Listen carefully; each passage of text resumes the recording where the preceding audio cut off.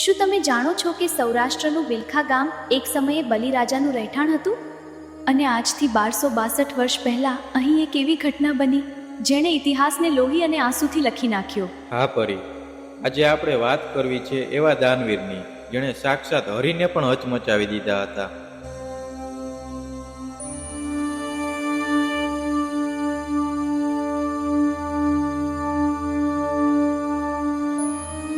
લોકો આને માત્ર વાર્તા કહે છે, પણ આ સત્ય છે.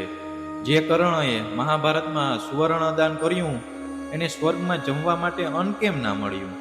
અને કેમ એણે ફરીથી પૃથ્વી પર શેઠ સગાડસા તરીકે જન્મ લેવો પડ્યો?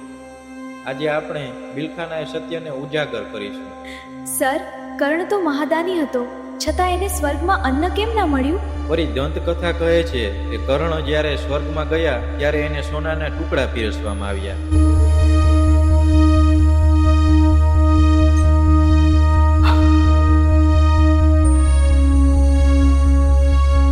જ્યારે ઇન્દ્રને પૂછ્યું ત્યારે જવાબ મળ્યો કે તે આખી જિંદગી સુવર્ણ દાન કર્યું છે, પણ ક્યારેય અન્નદાન નથી કર્યું. બસ આજ અધૂરપ પૂરી કરવા કર્ણએ ફરીથી મૃત્યુલોકમાં જન્મ લીધો.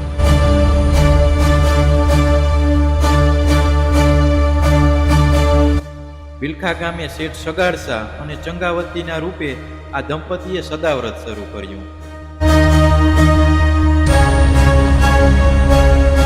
દુકાળમાં પણ એમના ભંડાર ખૂટ્યા નહીં.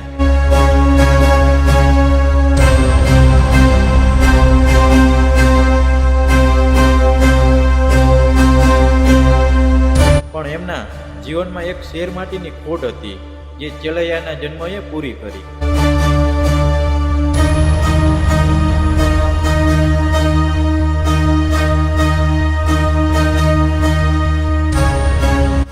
સતત 9 દિવસના વરસાદ પછી જ્યારે કોઈ અતિથિ ના મળ્યો ત્યારે શેઠ જે અઘોરીને લાવ્યા એ તો સાવ ડરામણા હતા ને. હા પરી, મેલો ગેલો દેખાવ અને અઘોર પંથનો એ સાધુ.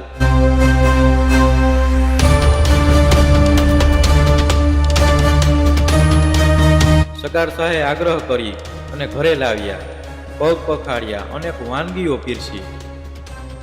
પણ અચાનક એ અઘોરીએ ઠારીને ઠોકર મારીને કીધું, અમે વણિકના રાંધેલા અન્ન નથી જમતા, અમને તો માનવ માંસ જોઈએ.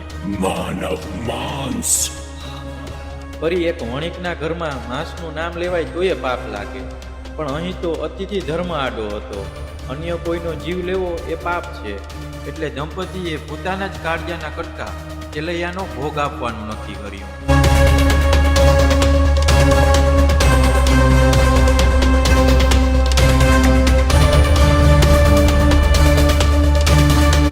સાધુએ તો હદ કરી નાખી. એને કીધું કે મને મસ્તક જોઈએ, અને એ પણ ખાંડિયામાં ખાંડેલું. હા પરી, અને શરત પણ કેવી કે માથું ખાંડતી વખતે મા બાપની આંખમાં એક આંસુ ના આવવું જોઈએ. કલ્પના કરીએ એ દ્રશ્યની. મા ચંગાવતી હાલેણું ગાય છે અને પિતા સગાડસા પોતાના જ વંશના મસ્તક પર ઘા કરે છે. લોક સાહિત્ય કહે છે, મેરામણ માઝાના મુખે ચેલૈયો સત ના ચૂકે.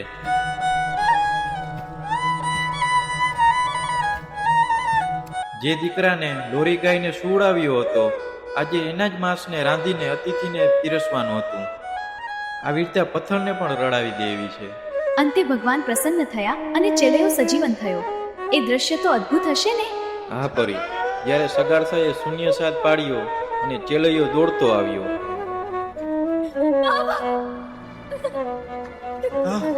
ત્યારે સાક્ષાત હરિએ દર્શન આપ્યા. ભગવાને કીધું કે સગાડસા, તારું અન્નદાન અને તારું સત આજે બ્રહ્માંડમાં અમર થઈ ગયું.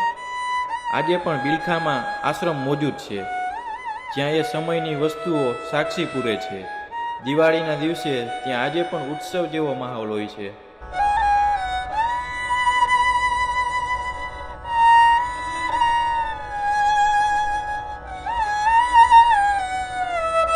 આ હતો શેઠ સગાડસા અને ચેલૈયાનો સાચો ઇતિહાસ.